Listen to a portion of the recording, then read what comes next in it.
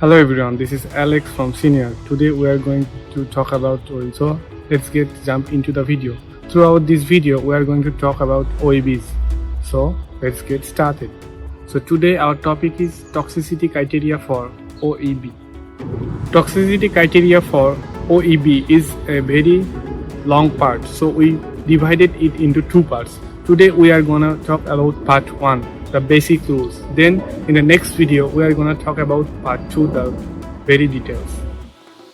In many case details, expertise need to make a judgment about these various kind of toxic endpoint.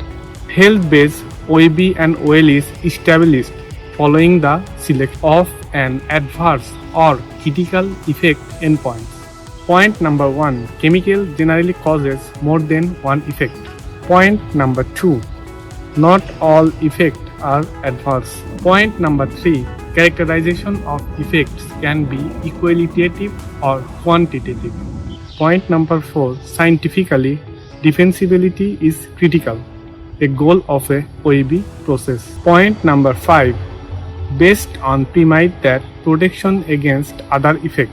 Every Thursday, we are going to post our OEB video content. If you are interested, you can subscribe our channel to stay with us. Your like, share, comment in our channel will be inspire us to make those kind of videos more and more. Thanks for watching.